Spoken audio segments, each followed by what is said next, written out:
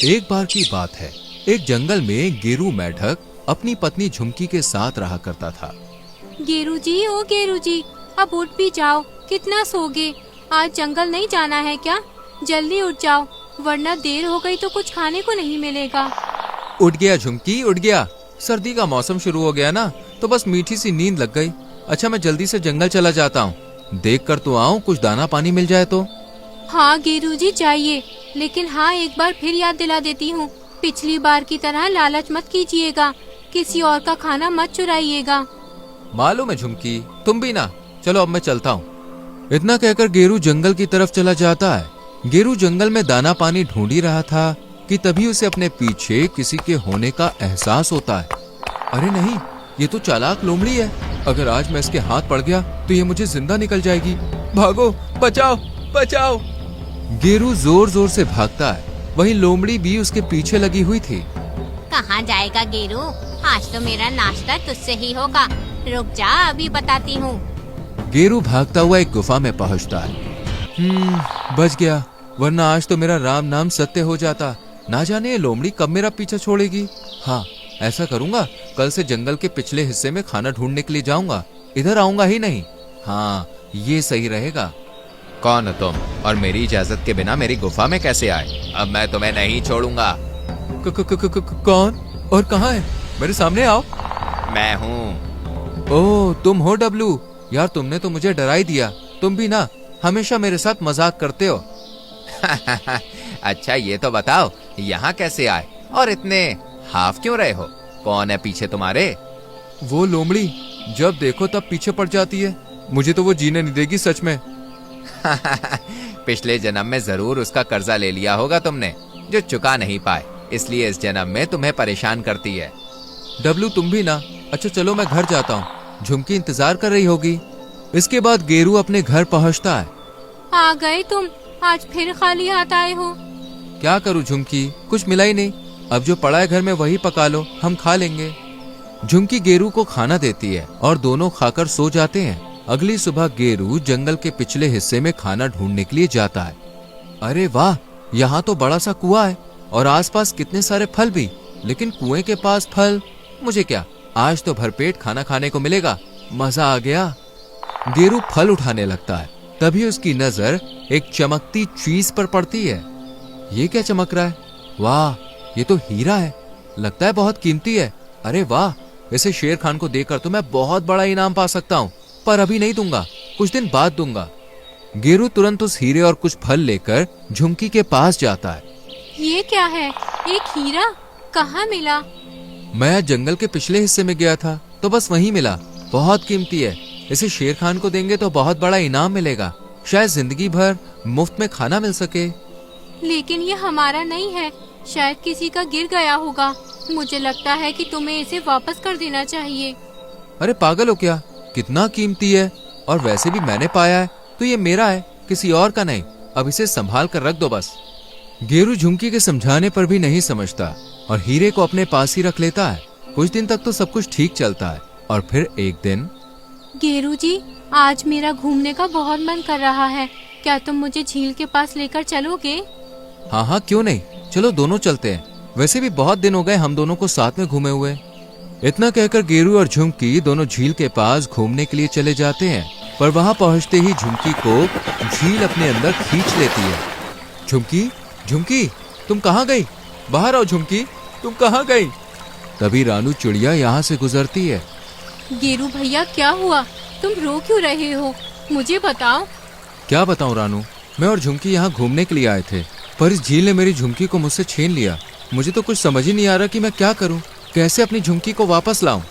तुम चिंता मत करो, आओ मेरे साथ, हम इस झील में अंदर जाकर देखते हैं कि झुमकी कहाँ है।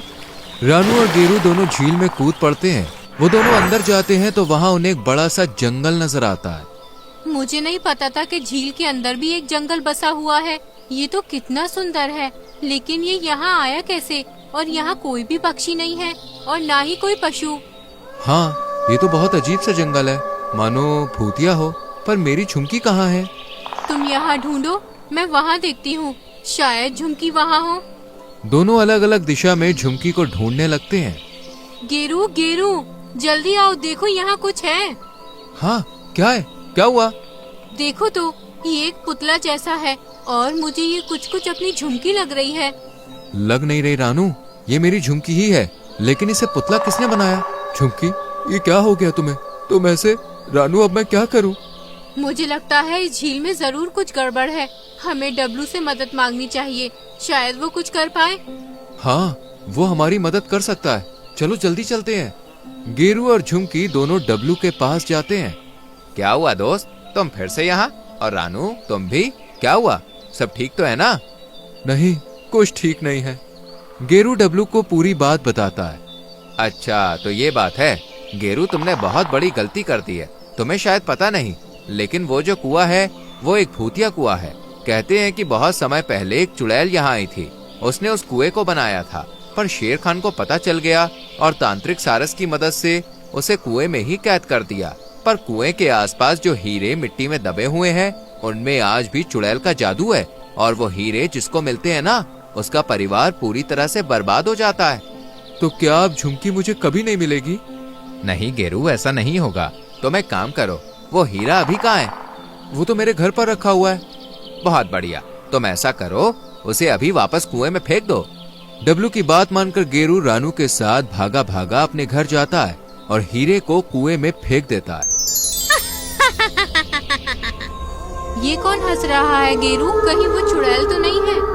पता नहीं रानू। सही पहचाना, मैं वही हूँ, चुड़ैल। और आज तुम दोनों ने मेरा बहुत बड़ा काम किया है। इतने समय से मैं इस कुएं में कैद थी, पर आज तुम्हारी वजह से मैं आजाद हूँ।